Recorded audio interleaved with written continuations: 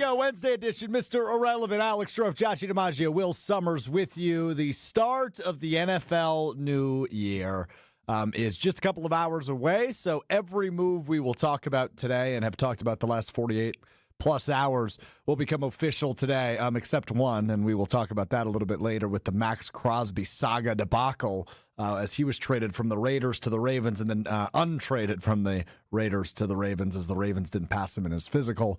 But we will get into all of that. Happy New Year, Joshy. Is that applicable today? No.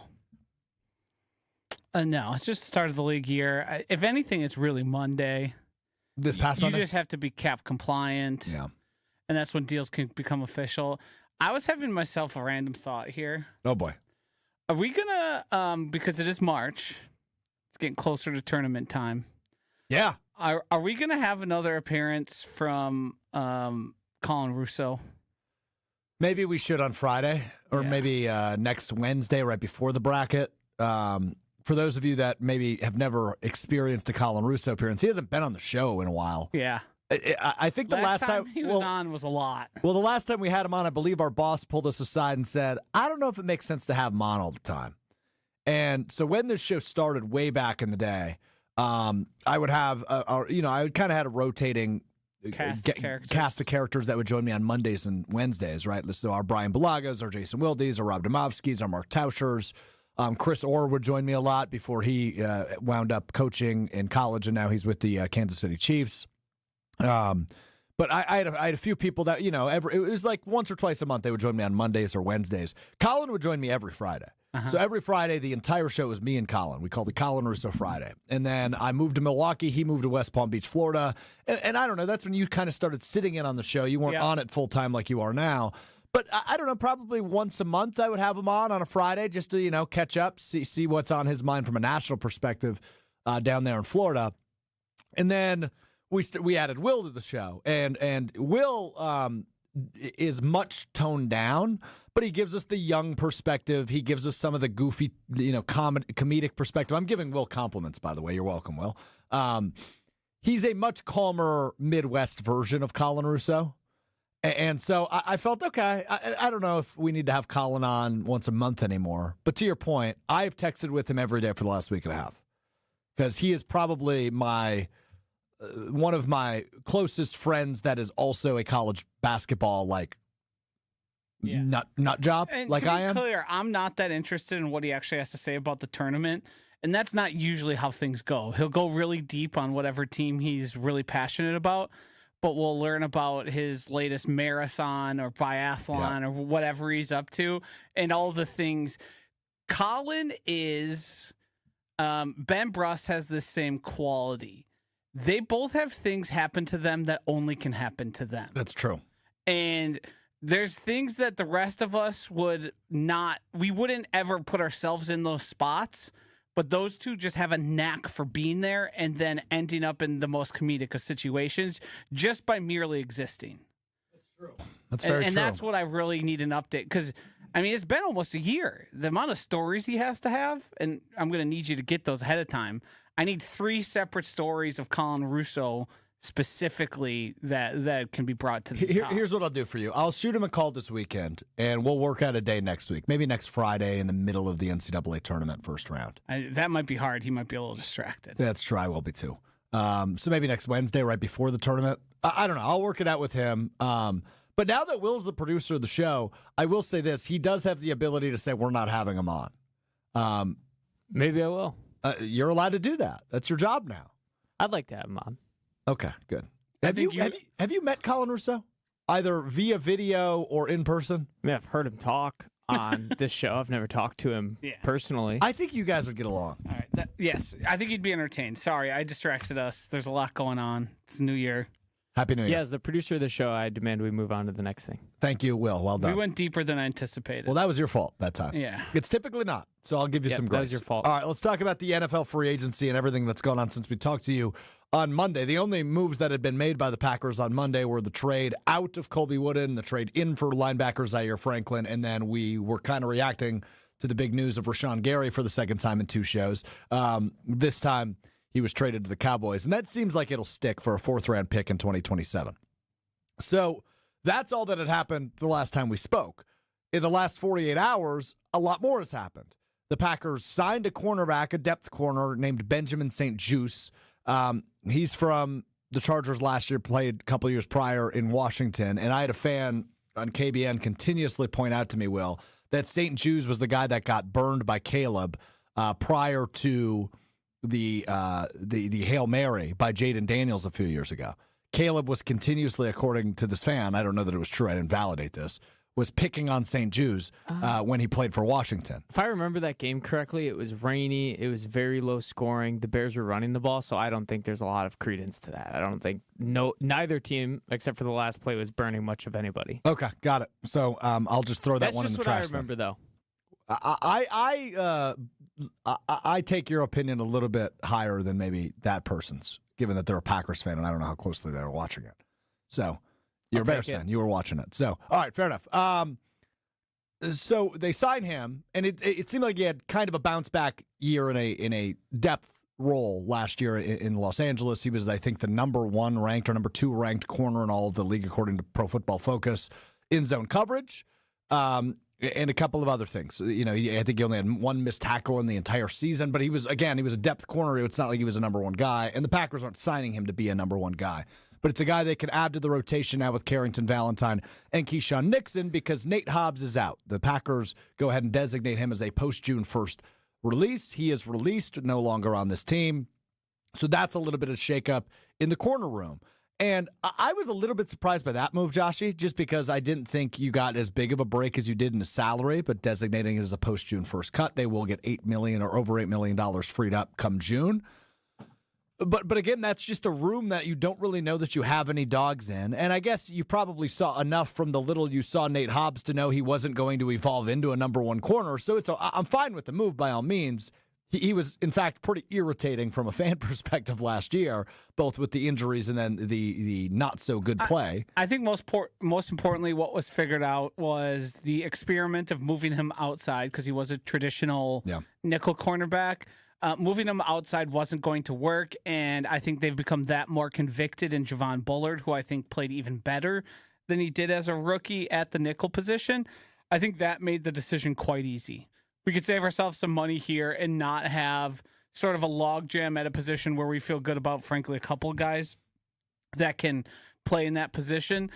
Bullard was simply more valuable, and you just wanted to move on and move past a guy you thought probably you were playing out of position.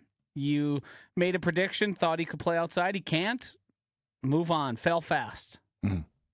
Yeah, I hear you. So it is what it is. It's a pretty much a guy that got overpaid for 1 year and was disappointing to a guy that's pretty low risk, high reward is the way I view. And I've said this many times about the Packers general manager, Brian Gutekunst. I think he gets fairly dissed on his draft picks, right? The first round picks for under his tutelage, if you will, have not been super successful. Jair Alexander was really good for several years. Rashan Gary was underwhelming, but still a fine player for the most part under most of the years. But once he got that second contract, that's when the disappointment really started to leak into our viewpoint of Rashan Gary. Obviously, Jordan Love is a successful pick. And then the rest of them either failures or there is still a lot to be desired, specifically with Lucas Van Ness and Jordan Morgan, we will see. And Matthew Golden, I guess, at this point falls into that category as well. So he gets a lot of fair criticism when it comes to his high-round draft picks. I think something that is lost in the shuffle of that, though, is how successful during Brian Gutekunst's tenure a lot of these low-risk, high-reward pickups have gone.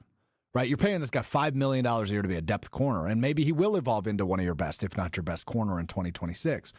But you think of a guy like Rasul Douglas, who was a low-risk, high-reward pickup, right? He signed him off a practice squad, and he became effectively their top or number 2 corner, depending on the game, for a while until he was traded from Green Bay. So low-risk, high-reward is something that's always intrigued me about Brian Gutekunst, and I think we see another one of those signings yesterday, late last night, when it's announced that the Packers have signed wide receiver and kick returner Skyy Moore. And it feels a little bit reminiscent, but not so much, and I'll get to that in a moment, of the Mecole Hardman signing from last year. But Mecole Hardman was way more of a gadget/wide receiver piece than he was a returner, where Skyy Moore last offseason was traded to San Francisco and was just strictly a returner. And he was top 10 in both average punt and kick returns in terms of yardage. So this looks like, in terms of salary, very low risk, but could be high reward where they're trying to kick up the urgency in terms of their special teams. Because I think if the Packers, Joshy, throughout the last 2 years have learned anything, it's special teams, maybe more than 2 years, special teams, very important aspect to this football team and could be very crucial in finally getting them over the hump, whatever you view that hump as. Is it getting back to the NFC Championship game? Is it getting back to the Super Bowl? Is it winning the division for the first time in 5 years? Whatever that hump you view as, special teams is going to play a significant role in that. And having a kick returner that can blow things open like Skyy Moore is able to, I think that could be another example of a low-risk, high-reward signing by the general manager. Yeah, it's certainly low risk, high reward. I think that's sort of the nature of return men in the NFL, especially return only guys. The most encouraging part is it's an actual investment, I think, at improving there in a meaningful way. It's a young guy who averaged like 27.5 yards on kick returns and 11 on punt returns. How many times the Packers even had 11 yards in a single punt return last season is beyond me. I don't feel like there's been a punter who you thought was a punt returner who you thought was any real threat in many years at this point. It turned into just go back there and fair catch it, Romeo Doubs, because things had gotten so bad. So it's an investment in a place where I think the Packers were very clearly lacking. It seems to be an obvious response to what the Seahawks did with Rashid Shaheed. And I think it became quite evident having a guy who can get big chunk gains and put you in a good spot to score and score quick is the type of guy that is worth keeping on your roster, even if you have to give up on one of your project wide receivers maybe earlier than you'd like to. Having somebody in that position that's dedicated to doing just that. Teams have done that for a long while, and the Packers decided they were above that and could have 7 different wide receivers they viewed as threats. That, to me, that's not the case anymore. So getting 11 yards on a consistent basis on punt returns feels like a miracle. Yeah, true. And no fumbles. That is like the most overlooked part, is that you don't have to worry that the guy is going to catch the punt safely, whether it's a fair catch or he's going to run it back. Mm-hmm. Yeah, and he probably won't be catching it and downing it inside the 10, doing stuff, just like the very basics. Well, I mean, Josh, you kind of just alluded to it. Last year was a total debacle there, right? Keyshawn says, okay, I'm not doing this anymore. And then you throw 2 guys who have never done it back there, and Savion Williams and Matthew Golden multiple times. And then if I'm not mistaken, you put Keyshawn Nixon back there against the Bears at least once. I believe Romeo Doubs got some too. Yeah, he did. He did. Absolutely. Good call. Romeo Doubs had the most punt return yards for the Packers last season. He had 94 total for an average of 6.3 yards. He had a long of 16. Matthew Golden had 28 yards. He was the next highest. He averaged 4.7 with a long of 11. And Jaden Reed had 21 total yards with a long of 20. So did he have 2 returns? One Sure for 1 did. yard and 1 for 20? Okay. Yes. Funny optics, too, that Romeo Doubs got that huge contract yesterday and was the leading punt returner for the Packers last season. He's also the leading receiver. And he did get paid. You're not joking about that. I don't know. We've seen multiple reports. Do we have a finalized number for Romeo Doubs, Josh? Over the Cap is reporting it as $68 million. With I believe he probably has incentives laden into that contract with the ability to earn a whole lot more money. But if you look at where he figures in, he's in company with like Wan'Dale Robinson, Jerry Jeudy, like what you saw there. And there's a significant drop in the amount of money people are making. That 17th threshold seems to be like, hey, you're a starter. You're a 2, maybe a 3. Yeah, but he's not on that team. They might add somebody else. I don't know. That's true. But I don't know how. Kind of same with Wan'Dale Robinson, right? I mean, they obviously have some rookies they're high on. And they have Calvin Ridley as well. Oh, sure. Yeah. Chimere, DK, and Wan'Dale seem to be a little repetitive, but I mean, I'm glad I hope Romeo gets as much money as humanly possible so the compensatory pick can be higher. I don't know exactly what he does for that offense or how he improves it other than just being like a guy who's where he's supposed to be. Mm-hmm. Check down option for Cam Ward. No, I was talking about the Patriots. He was talking about. Oh, Hobbs. sorry. Yeah. Check down option for May. Yeah. It's Check down May. That's what they good call for right? him. Good for him to get paid. I'm glad that he's out of the Packers offense. Yeah, you were specifically this past season. You were real down on Romeo Doubs. Yes. Despite the fact he was, by all metrics, their best receiver. And I know Tucker Kraft got injured, but, and so did Jaden Reed. But. Yeah, I mean, Tucker Kraft had more yak than him and didn't play half the season. All metrics except watching the games. Right. Correct. Yeah. It felt like every time Romeo Doubs got targeted a lot, the offense of the Packers seemed to stall out. Yep. Yep. Seems slow, constipated. I didn't like that. Yeah, well, Deal with it. yeah. As producer, I'm allowing it. Yep, thank you. Allowed. Thanks, Will. Thanks for the chime in. Yeah, so I guess where I'm stuck at, Joshy, and I know you've talked a lot about this in the mornings on Jen, Gabe, and Chewy, but I don't really know what, and I mean this as a compliment, I don't know what they're doing. And I don't mean that as a negative, right? So what I mean by that is they're clearing out all the cap space, right? They released Elgton Jenkins. It's another move I didn't mention where they saved $20 million. They traded Rashan Gary. That dumps a lot of his salary and a lot of the money they owe him for this upcoming season. They cut Nate Hobbs. They'll eventually have $9 million more in June. I'm curious to figure out exactly what they are lining up for, because I don't think you're just going to go into the season with, I guess, effective cap, meaning you take a couple $1 million off for draft picks and rookies, et cetera.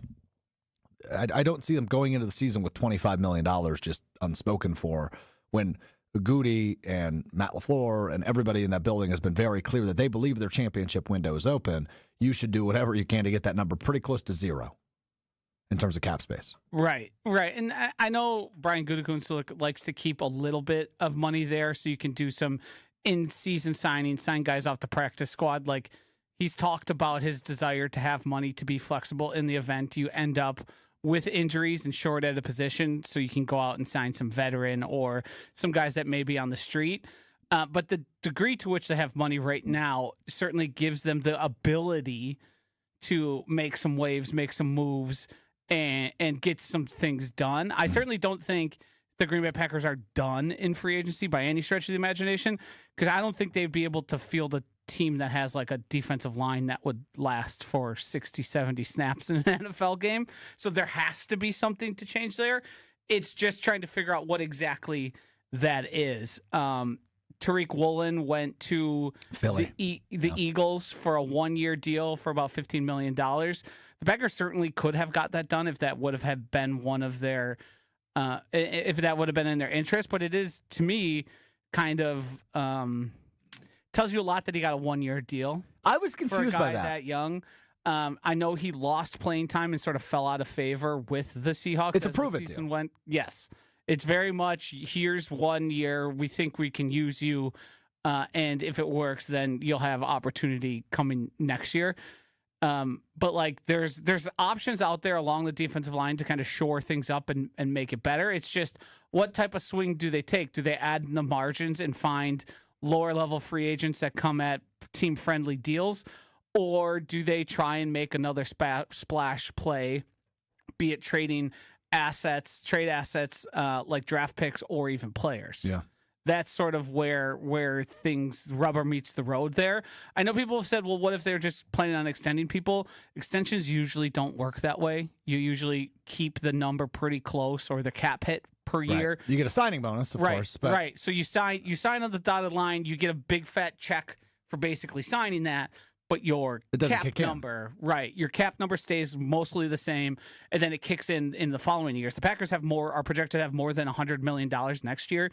So getting any sort of extension done with Christian Watson, Devontae Wyatt, or Tucker Kraft, you could just pretty much do those tomorrow. I'm glad you brought up those three names, because I wanted you to power rank the order of importance you view them in. Number one is Kraft, I would assume. Yes, just because I think he has a very good excuse to be the highest paid tight end of them all. Tend to agree. I know that a guy like Trey McBride is probably always going to have more catches and more yards, but that's just a function of how each player is used and what they're good at. Like, in terms of importance for offense, they're equally as important to both of them. I have a hard time. So I think the more important player, if you were to remove both of them and only get to choose one, the more important player is Devontae Wyatt because there's nobody on the defensive line. Now, the player I have higher hopes for and think can continue to grow and turn into a higher level star would be Christian Watson. Sure. So that's sort of the in between here. Like if they go out and make a big splash play at defensive tackle, well then it's less important. If you bring Devontae Wyatt back and then you add a middling guy, a Hargrave for instance, that was released from the Vikings, then it's like, yeah, Wyatt's nice, but let him play it out. Yep. I am nervous about what type of price. If Christian Watson has a healthy season and is like a feature wide receiver like he was at points throughout the second half. Only going to drive it up past that Alec Pierce. Right. mark. He's going to be 30 plus, and he's going to have every excuse to be because he is the rare blend of size, speed, and then he would now have the numbers to back it all up. Yeah, I that's the part with Christian Watson, and Jason Wilde mentioned this on, I think it was your show. I think it was on Jen Gabe and Chewy yesterday. Do you trust him to stay healthy? And it's unfair to evaluate it that way, but it's just the truth. You just can't make a commitment to him to the degree that, say, the Colts did with Alec Pierce. Who's been completely healthy his entire career. Because of the health factor. A lot of it, and I think he's on the right side of it. Now, a torn ACL for a guy who probably shouldn't have been out there, there is a little degree to that. The soft tissue stuff was the real concern, and that seems to have improved itself and not really been much of an issue. Everybody in the YouTube chat is agreeing with you.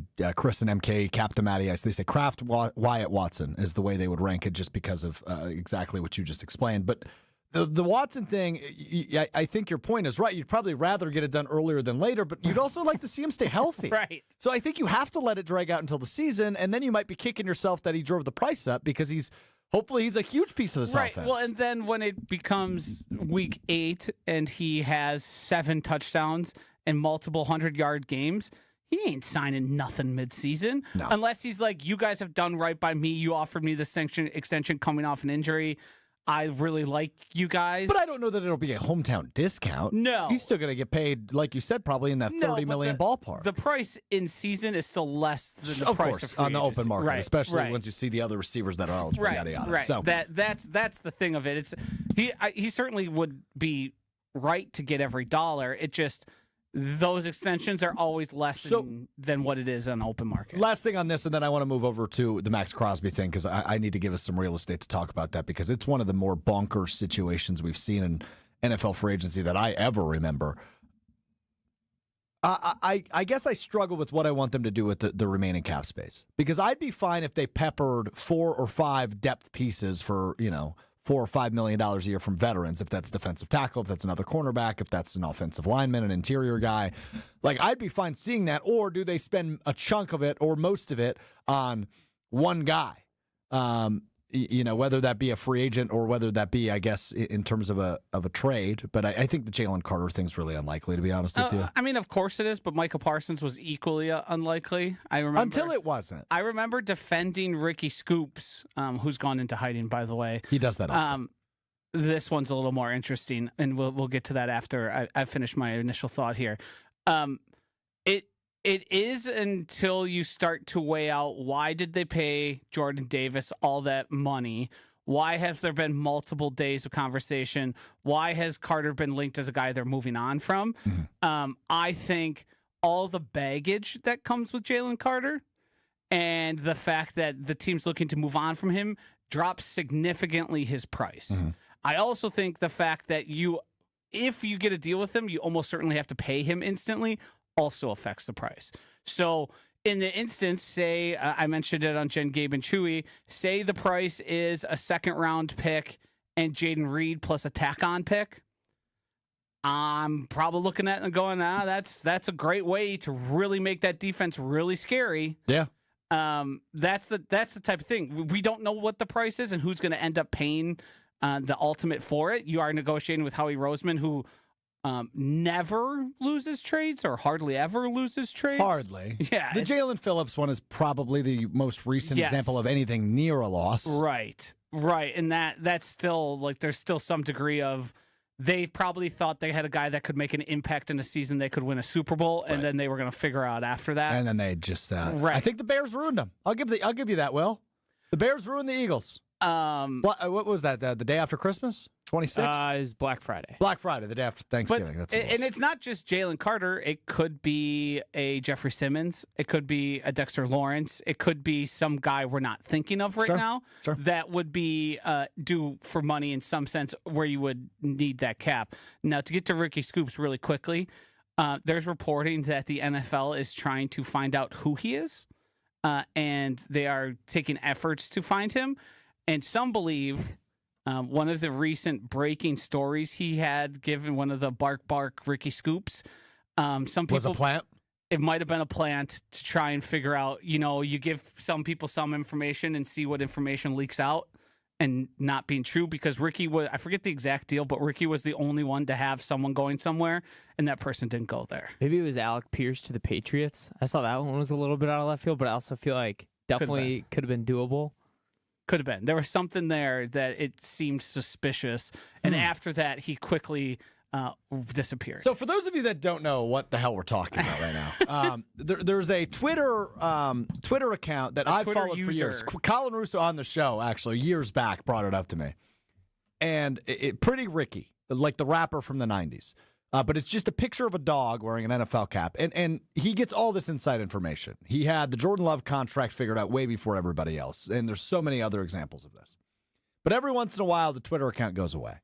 And that's because people think he's being found out. So the odds are he likely works for an agency or the league where he has inside information prior to everybody else that he's able to get out. That's why he uses an alias, Pretty Ricky the dog. Yes.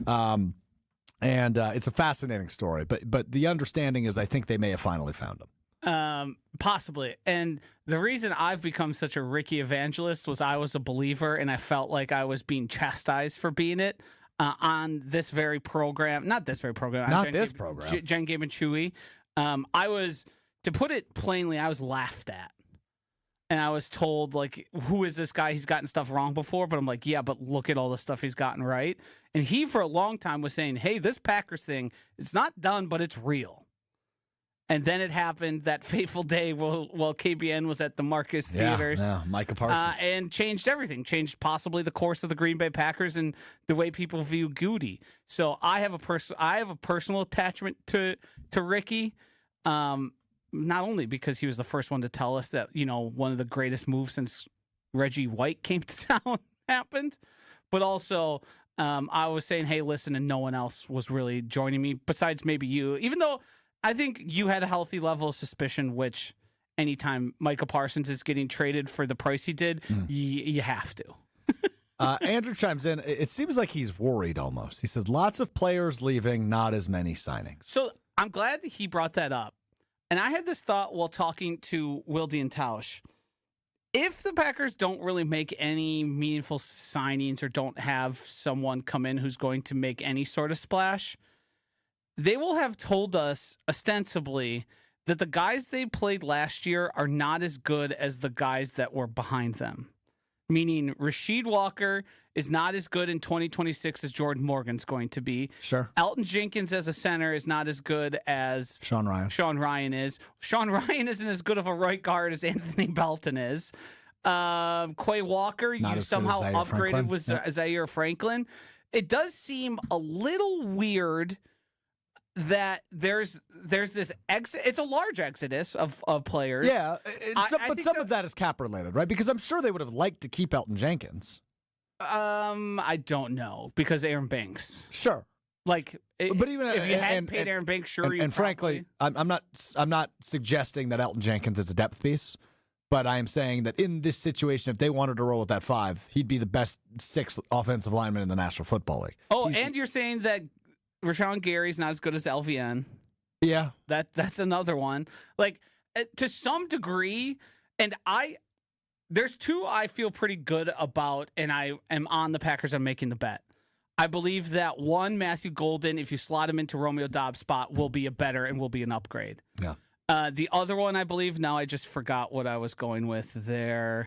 Oh, I think Jordan Morgan will be an upgrade from Rasheed Walker. Those are the 2 that I believe. I'm with you on that. Now they're first-round picks, and that's largely probably coloring my opinion. I'm sure plenty of people will disagree. I'm sure probably even people like Mark Tauscher and Brian Bulaga will disagree with me on that Jordan Morgan aspect.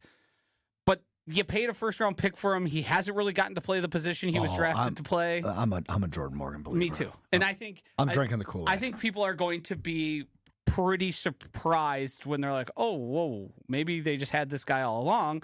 But the reason you didn't play Jordan Morgan over Rasheed Walker is Rasheed Walker then becomes a swing tackle. Yep. And he's doing nothing. And I think they believed their 5 best offensive linemen was some combination of Rasheed Walker and Jordan Morgan. Yep. That ended up being wrong. It did.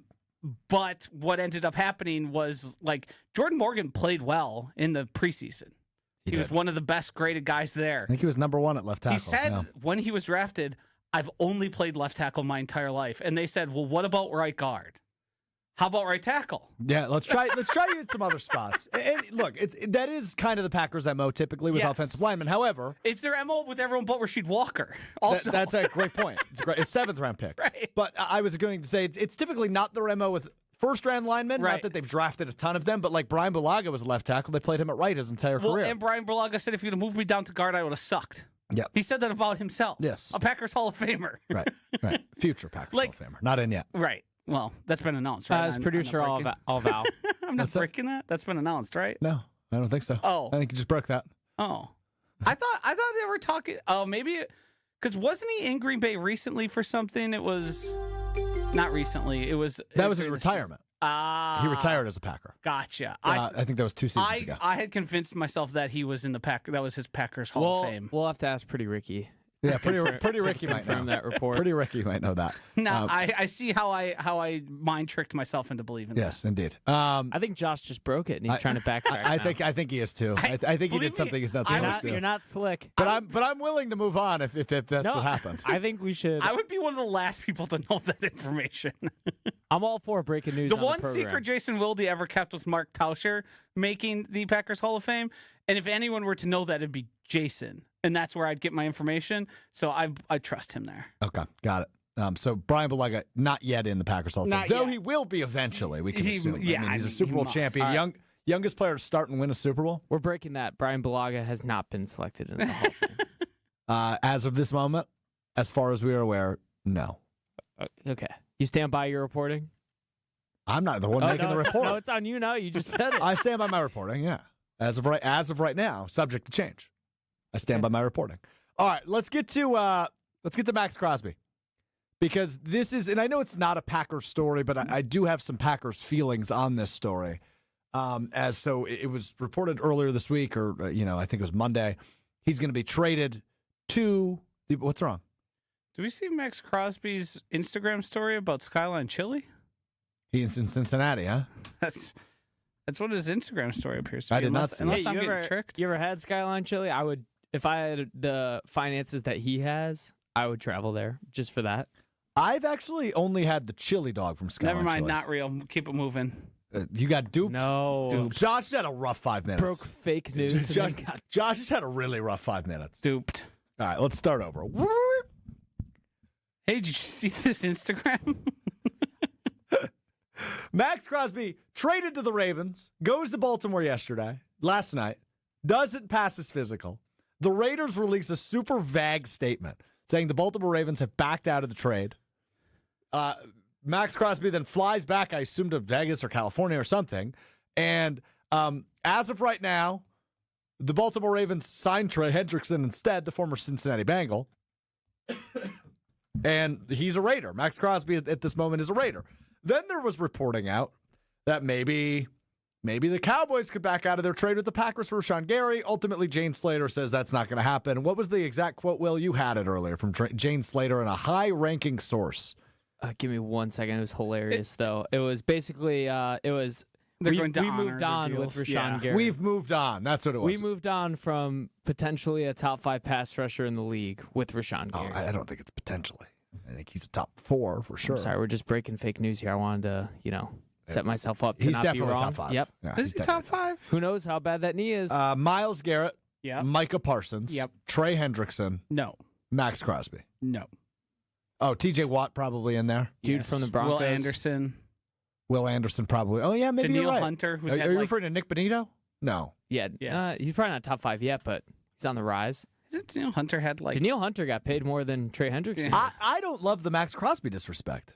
I think he's a good player. I don't think... Like, Okay. when he was originally traded for 2 first-round picks and compared it to Micah Parsons, I said, yeah, it's about a Kenny Clark difference. I don't think there's a Kenny Clark difference between a guy like Will Anderson, especially at his age, that for a Will Anderson to Micah Parsons. I think those are 2 of the most elite. Do you need to take a lap? No, I'm good. Okay. I was looking at Daniel Hunter's page here because he had 15 sacks last season. I'll take the blame for Josh's. Instead of getting him a regular Diet Coke, I got him a cherry float Coke Zero today, so that might have been. It's got me all completely revved up. throwing Messing him up off. his psyche. Yeah. Messing up his psyche. So this saga's not over, but I think we are all in agreement, and I think everybody that's an NFL fan is in agreement. Maxx Crosby will not be on the Raiders next year. Yes? Or have we not reached that point yet? He said what did he say? He bleeds black and gold? Black and silver? Black and Man, silver? we're having a- What is going on, guys? He's going to the Saints. I accidentally broke that. He's going to the Saints. He's a Pittsburgh Pirate. He's a Saint. He's a Pittsburgh Penguin. Oh, man. So I would imagine he's still getting traded. Now, the Raiders have made some really impressive moves in free agency, and obviously they'll have the number 1 overall pick. They've got a bright offensive mind coming in as their head coach. Like, I'm officially talking myself into the Raiders a little bit over here. But there's no way he stays there. He's too pissed off about getting benched at the end of the year. Yes. They didn't allow him to play, and he wants to be elsewhere and get paid, which I think will happen. Now, it's obviously not going to happen in Baltimore now that they traded for Trey Hendrickson. He, I assume, wants to go to a team that is winning games and has an upward trajectory or a Super Bowl potential, which leads me only to really 2 possibilities. And they're both in the NFC North. and and they that's both have reportedly reached out to the Raiders. And that is the Detroit Lions and the Chicago Bears, who obviously we know how good Detroit can be despite missing the playoffs last season. We know how on the rise Chicago is, as much as I hate to admit that out loud. They won the division. They won a playoff game last year. They have a young quarterback. They have a second-year head coach. Chicago is a team that could desperately use an elite pass rusher. And as a Packers fan, I would rather him go to Chicago than Detroit because that doesn't pair him with Aiden Hutchinson, which is what would happen if he winds up in Detroit. But both of these teams have an interest. Both of these teams would certainly be improved by an elite pass rusher. And as a Packers fan, I don't like that. Yeah, this is a classic double-edged sword here. Obviously, him being on either team would be problematic, especially with a offensive line who you can best describe as inexperienced and in flux. Yep. If they were simply the offensive line last year, it was average to poor most of the season. I fear most the Detroit Lions because me pairing too. them with Aiden Hutchinson, that's a lot for anybody to handle. But the other side of the coin is the most annoying fan base I think maybe we've ever experienced, and we dealt with Cubs fans for a long time, is the Chicago Bears. Yeah, it is. and To be fair, they're all kind of the same. If you're a Cubs fan, you're probably a Bears fan. yeah, that's true. That's true. Some Bears fans are White Sox fans. Yeah, some of them. Some of the good ones. Yeah, some we hate less than the others. Correct. Thanks. But the problem there is, yeah, we have to deal with, we've got to watch, like, in the event that Maxx Crosby ends the season with 2 more sacks, even if he plays 4 more games than Micah Parsons, we would have to hear about that, how we got duped. And they probably got Maxx Crosby for cheaper because I can't imagine. I think a team can justify 2 first-round picks, but you've got the team on the ropes now. Mm-hmm. They need to figure something out by a few hours from now. The Raiders have said that they're going to try and trade Maxx Crosby, but they're going to honor all their contracts if they're unable to get it done. I don't know how they're going to do that. I don't either. If they're going to delay some of the signings or get clever with the contracts. But yeah, him being in that, I liked it most when he was on the Ravens and I didn't have to think about him much. Same here. There's a team like the Colts want him. Yeah. They were in on Trey Hendrickson before he became a Raven. Come on over. Let's keep him in the AFC. Not in the NFC North, preferably. No. And even, NFC South, you could send him there. I'm not super worried about anybody in the NFC South. That's fair. But yeah, having him in the North would be a disaster. I think from like actual game rooting, putting him, I think what he does for the Lions is like burst open their window I thought was closing. that immediately that's 2-3 years of, oh no, this is a team that I thought was on the way out, and now they're very much back in the middle of things. Can I just throw something out there about the Lions? That Isaiah Pacheco signing flew under the radar. He's not going to matter. As a number 2 back? Not going to matter. As the bruiser taking over from Montgomery? He's one People of the have least, wanted Gibbs to get the bulk of the carries for the past 2 years now. He's one of the least efficient running backs in like the NFL over the past 3 years. Right, but that's a different offense. It's a different situation. It's a different carry amount. Here, you can believe that. I'll stay over on reality, where Jahmyr Gibbs is going to be far and away the back that's going to get the load there. Well, I'm not disagreeing with that. But I'm saying as a number 2 option, I think it's certainly a compliment to that offense. He would be, Isaiah Pacheco would be over the moon to have an Emmanuel Wilson type of season. True. The problem with him being there is they become a contender again. I think the Lions window is closing, and Dan Campbell told us this when they lost in the NFC Championship game 2 seasons ago. Your best chance is always this chance, and every year you never know what's going to happen. Curiously, the Lions cleared up, I believe it was $32 million for Jared Goff. They also, in a restructure, they also have $35 million more they could clear up with restructures of Amon-Ra and of Penei Sewell. So they certainly have the capabilities to go out and acquire a guy like that. It just depends if they think that's the piece they would need. I think that is probably one of the, when you look across the scape of the NFL, that's the Micah Parsons move of this year. It's certainly a lesser form. Yeah. But that's a tilting the earth on its axis type move. Yeah, it's a huge move, and that's why it was 2 first-round picks for Baltimore that they sent to the Raiders just to get them in for a physical and then say never mind. But I just hope it's not the NFC North, and we'll leave it at that for now. All right, we've got a couple other things I want to get to quick. Team USA and their analyst manager Mark DeRosa losing last night to Italy 8-6, the final. The U.S. now needs to root for Italy to beat Mexico tonight or Mexico to win. But if Mexico wins, they need to score at least 5 runs in the win. If they win with 4 runs, 3 runs, 2 runs, or 1 run, the U.S. would be eliminated after group play concludes tonight. So Mark DeRosa, who is an analyst on the MLB Network and High Heat and all those shows, Hot Stove, was on with the guys prior to the Italy game yesterday. And, he said, effectively, yeah, we're good. I'm going to play some of the older guys that haven't gotten the chance to play tonight against Italy. I'll let you listen for yourself. Take a listen to Mark DeRosa. Ton of respect for Italy. It's weird. We want to win. We want to win this game, even though our tickets punched to the quarterfinals, because Mexico plays Italy actually tomorrow. So the way the schedule lines up, this is an important game for us. Nolan McLean will start. He's on the bump, and he's good to go. He's an absolute beast, and I expect him to throw the heck out of him. So Mark DeRosa says, even though we've already punched our ticket to the quarterfinals, the issue with saying that on national television is, well, not true. Yeah. Especially in the way they lost. Now, luckily, they were able to put a Band-Aid on the damage last night and only lose by 2 runs, which has now heightened their chances of still breaking out to the quarterfinals. But, misspeak. Yeah, so in that audio we just heard, he seems to refute his own statement on the second half at the beginning there. But what's important to do is look at the lineup he sent out for that game.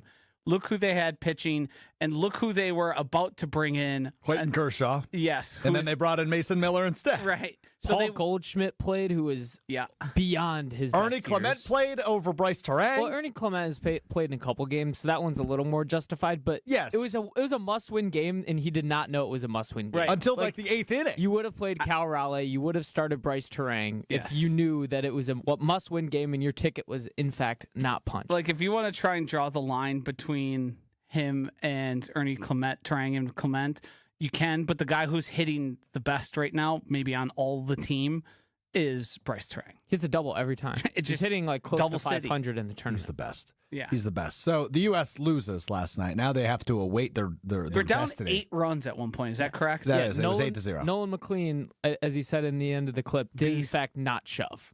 Got hammered. Did not shove. Gave up 2 home runs in the first inning. Another home run to Jacques. Now, I struggle with this as a Brewers fan, but I am rooting for the USA regardless. Thank you, PCA, for making it a little bit closer. He had 2 home runs late in that game. Pete Crow Armstrong of the Chicago Cubs, who I do not like usually, but I liked him yesterday, made it a little bit closer. Here is Mark DeRosa after the game, and when he realized, he won't admit this, but he realized in the 8th inning, oh, crap, I mismanaged the hell out of this game, and we lost, and now we might not make the quarterfinals. Here's DeRosa after the game. Is that true? Yeah, I misspoke. I was on hot stove with a couple buddies today and completely misread the calculations. We knew that Mexico was going to play Italy and then running all the numbers with if we lost tonight with the runs allowed and runs scored and outs. So I just misspoke. And outs. Is he not aware there's 27 per team in a 9-inning game? The funny thing about this is that these tiebreaker rules have already come into effect in a number of other games. I recall watching like the run differential and the run scored.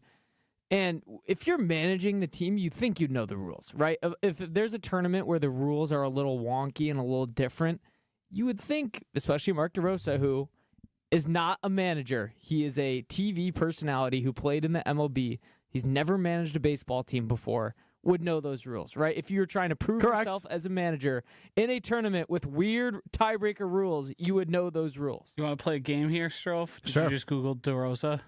I did, but I'm not looking at anything. I'm just confirming that he was also the manager in the Can you 2023 name- World Baseball Classic. So this is not his first rodeo either. He Go last played in 2013. Do you think you can successfully name one of the teams he played on in his MLB career? No, but I would assume, was he a journeyman a little bit? So, like, do I have an He opportunity? played on 8 teams. Oh, well, then I've got a 1 in 3 chance, effectively. Okay, I feel like a lot of guys cross through this team, so I'm going to shoot out the New York Mets is one of my answers. Cubs was one of them. Oh, come on. Now you got 1 out of 7. You got 7 more opportunities. I need you to guess one. Mariners. Texas Rangers. Ding, ding, ding. His second team he played on from 2005 to 2006. How about the Phillies? How about the Kansas City Royals? How about the Tampa Bay Rays? Toronto Blue Jays. Ding, ding, ding. That was the last team he played on in 2013. Miami. Minnesota. I'm running out of teams. Angels. Rockies. How am I? Astros. I got to be like out of teams almost. Reds. Cardinals. Tigers. To the Tigers? Yeah. Was Cardinals right? Cardinals was right. He played on them in 2009. Nice. Good get.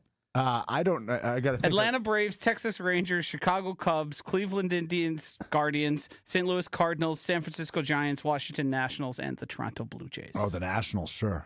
Didn't I say the Blue Jays and you said air? I give you a ding, ding, ding. I think that was the first one you got right. I threw out so many teams, know. I don't remember what you said. All right, time now for One Word Wednesday. Each Wednesday, Will caters a list of topics, some things we've missed throughout the week in sports and pop culture. Joshy and I have one word to reply to those topics.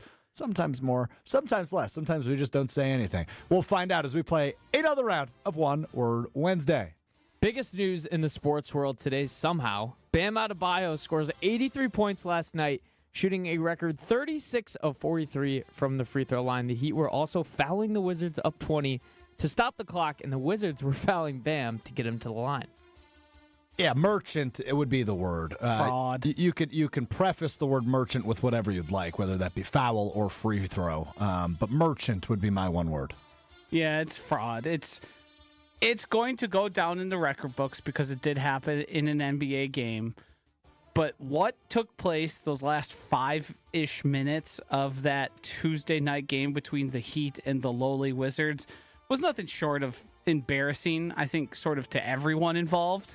The Wizards started it all by double and triple teaming Bam full court for some reason because he had a bunch of points. He might have just gotten there on his own if they just kind of played defense. But then it got into the fouling. They're missing free throws on purpose. They were reviewing plays. It just turned into sort of a clown show. Yep. It wasn't real basketball. It really had no meaning in the outcome. I suppose good for him. But I think even Heat fans are looking at this and giving it a little bit of That's not our proudest moment of what took place. We got the record, and sure, we can celebrate that, but it feels a little phony. It was nothing like Kobe's 81 point. I'm more impressed by Kobe scoring like the 63 his last game of his career. I think that's more impressive than this. Yeah, I mean, even though they were giving him, some extra buckets as well. Right. I mean, it was just give Kobe the ball and let him shoot. I mean, get the hell out of the way. But that's kind of what they exactly. did too. But he shot 43 free throws. Is the issue here? Yeah. Did Bam Adebayo? Yeah. Yeah, I don't know how you can feel good about that. It was hardly a basketball game by the end. Hardly. We got this probably the funniest story circulating social media today. So there's a Ravens fan on Twitter. His name is Hamilton Depoy. On March 4th, he tweets, "If the Ravens happen to trade for Maxx Crosby, I will completely shave my head." Yesterday at 6:23 p.m., Oh boy. he tweets this picture up on the YouTube stream right now of him with a shaved head, paying up his bet. And exactly 35 minutes later, we get the news that the Baltimore Ravens have backed out of the trade. So this guy shaved his head. And might I add, if you are listening on the podcast, he doesn't look good with He's not a shaved head. No, he's not a shaved head guy. Not a shaved head guy. Poor guy. Not a shaved head guy. God bless his soul. Yeah, my words of respect. I mean, way to follow through, way to do it, and you have one of the all-time Twitter stories now. So congratulations on that. But I think what I'm going to say is Ravens. That's my word. And I think they need to bring him to a home game and sort of give him the celebrity treatment. it's a good call. And then For- take for him a to week. Turkey. Yeah, just Take him to Turkey. I mean, this poor guy. He's like, "Hey, my team finally did it. I got no problem shaving my head. I'm gonna be a man of my word." I guess the information and the advice we can give to him and all other people who are going to make bets like this, wait till the league year starts. Yeah. that would be the Wait till advice. it's final. Yeah, wait. Good advice. He Yeah. did wait like 5 days too, which I mean, in his mind, I would like, assume he that- waited till all the free agent signings were done. It's just funny how like 35 minutes, exactly 35 minutes after. It's an amazing story. Now, Will, I would assume Joshy is waiting to spend a weekend at your apartment until the new league year begins. He was waiting for the Yes. the results to be final from Yeah. our wagers. Okay, Yeah, got it. you don't know Yep. if anyone's cheating. Allegations, banners could be taken away. We might have to replay the Super Bowl. Who knows? Yeah. All right, next thing we got. I think we got to start adding in a food one every time. So, Okay. Buffalo Wild Wings has unveiled a wing-flavored protein espresso martini. Cocktail is infused with buffalo dry rub and jam-packed with 10 grams of protein. Abhorrent. Yucky. I just don't get why everything's got to have protein in it now. Yeah, protein. Did you say max in this- unveiled? Unveiled. You ever heard of that word? No, I know unveiled. You said unveiled. I might have. You but I know, redid it, but I right? know it's unveiled. Yeah, it's absolutely disgusting. What did you say? It's a wing flavored espresso martini. That makes no sense. Yeah. So yeah, there's so- like 3 different components here. It's Yep. wing flavored, it's an espresso martini, and it has protein. in So it. I investigated this because I had a similar reaction. They are using muscle milk as part of the ingredients of the martini. My favorite. And then they're dusting the rim like you'd see on certain cocktails with the dry rub buffalo. Why the dry rub buffalo needs to be included into that, I understand it's Buffalo Wild Wings, but the protein espresso martini Look, seems like... I'll give businesses that try stuff like this credit because you're going to get eyes. I actually you're do want gonna to try it. they're going to accomplish what they want, which is Yes, us talking about it, advertising. right? But I'm not even interested in trying this. This No. doesn't sound good to me, so I I'm not kind going of to try am. it. I'd say hold the dry rub. And then it's just an espresso martini. Yeah, with a little protein maxing. If you are looking to get a Strouf some extra protein Yeah. on a night out, That's a great call. dry rub, Maybe espresso I'll head over to protein, Do you think we B-dubs. should Martini. Do you think we should?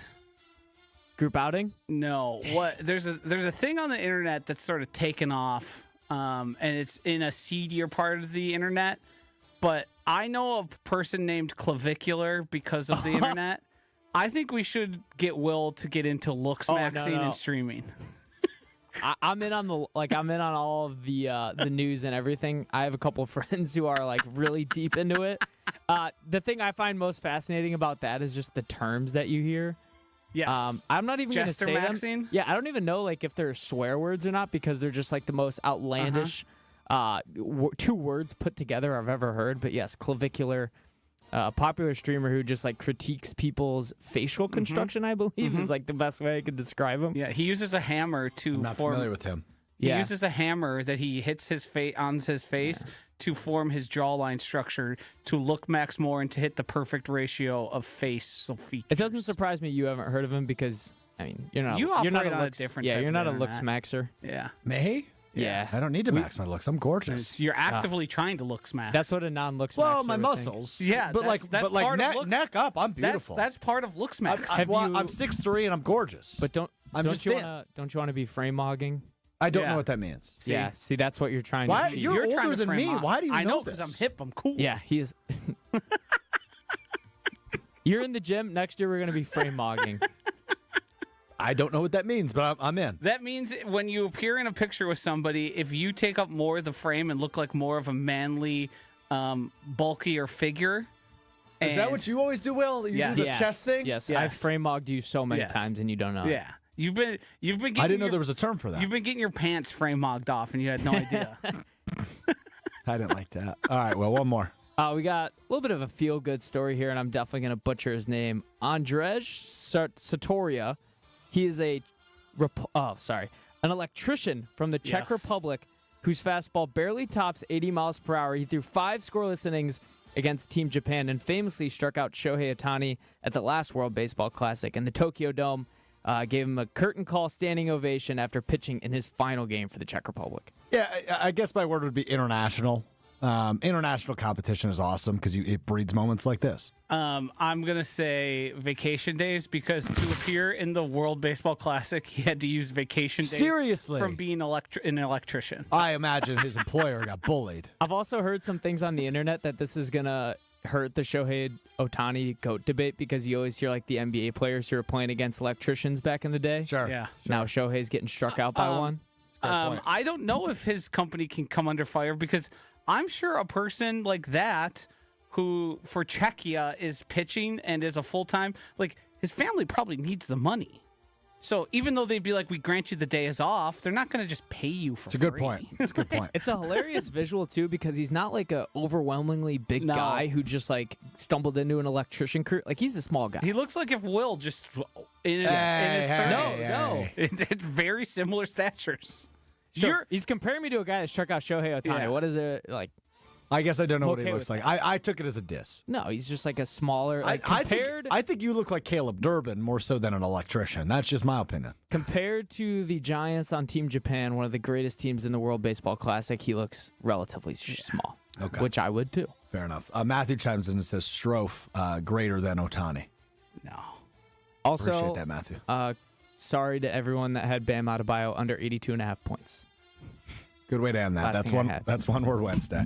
All right, time now for what we missed. We'll get out of here pretty quickly. I did miss one Packers signing. This is like cleanup for me sometimes where I just like miss things. The Packers did re-sign Brenton Cox Jr., the defensive end, earlier today.